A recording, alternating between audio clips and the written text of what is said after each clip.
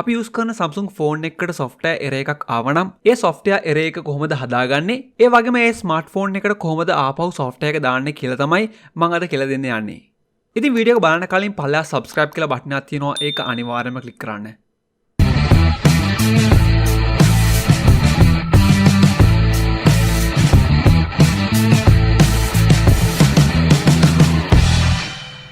ඉතින් මම intro එකේ කිව්වා වගේ අපි බලන්න යන්නේ Samsung smartphone එකකට කොහොමද අපි software එකක් දාගන්නේ කියලා.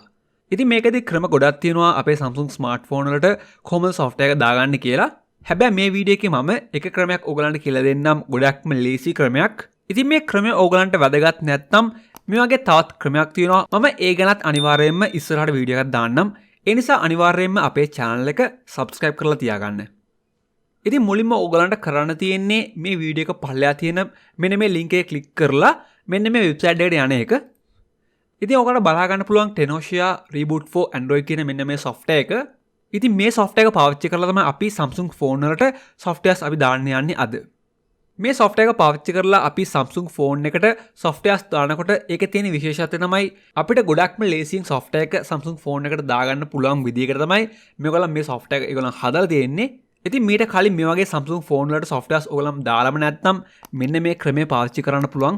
මේක ගොඩක්ම හොඳයි මීට කලින් Android phone වලට softwares flash කරපු නැති කට්ටියට. ඉතින් මේ website එක පාවිච්චි කරලා මේ software එක ඔයගොල්ලන්ට ඔයගලන්ගේ computer එකට download කරගන්න පුළුවන්. ඉතින් මම දැනටමත් මේ software එක මගේ computer එකට download කරලා ඉවරයි. මුලින්ම ඔයගලන්ට බලා ගන්න පුළුවන් මේ software එක open කරපු ගමන් මේ software එකේ ගොඩක් options තියෙනවා.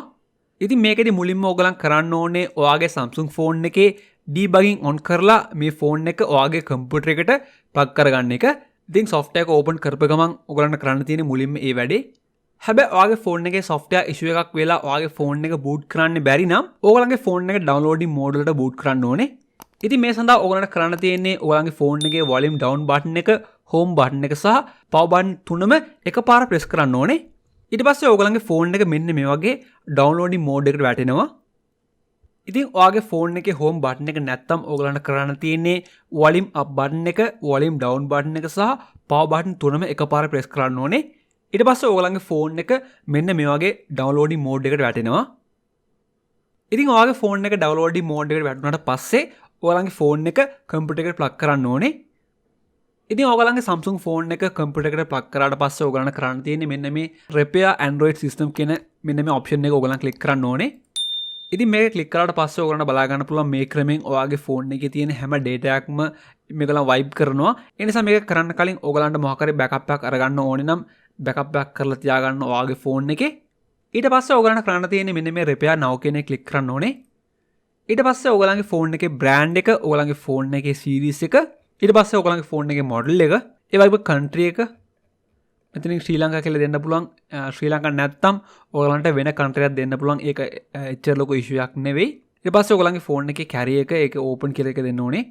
ඉතින් මේ හැම දෙයක්ම ඔයාලන් select කරලා නම් මෙන්න මේ next කියන button එක click කරන්න ඕනේ. ඊට පස්සේ මෙන්න මේ වගේ downloading firmware pack කියලා වැටලා ඔයාගේ phone එකට අවශ්‍ය software හැම දෙයක්ම මේගොල්ලන් download කරනවා. ඉතින් මම මේ process එක fast forward කරලා තියෙන්නේ ඕගලන්ගේ computer එකේ මීටත් වඩා වෙලාවක් ගයි මේක repair වෙන්න.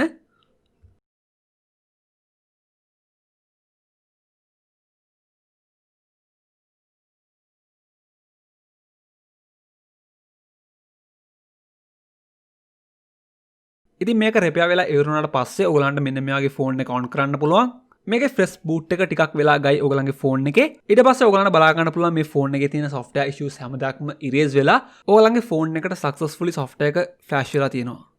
ඉතින් මේ steps වලින් ඔයගලන්ට idea එකක් ගන්න පුළුවන් වෙයි මේ software එක කොයිතරම් ලේසිද කියලා මේ phone එකට softwares දාගන්න.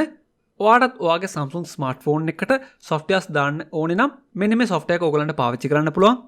ඉතින් පල්ලා description එකේ මේ software එකේ link එක තියෙනවා ඔයගලන්ට මේ software එක download කරගන්න පුළුවන් ඔයාගේ computer එකට. ඉතින් මේ ක්‍රමයේදී ඔයගලන්ට මොකක් හරි ගැටලුව ආව නම් අනිවාර්යයෙන්ම ඒවා පල්ලා comment කරන්න පුළුවන්. මේ වගේ videos දිගටම බලන්න අනිවාර්යයෙන්ම subscribe කරන්න අපේ channel එක. මේ video එකට කැමතිනම් like කරන්න, ඔයාගේ යාළුවන්ටත් බලන්න share කරන්න. ආයෙත් අපි මේ වගේම video එකකින් හම්බෙමු.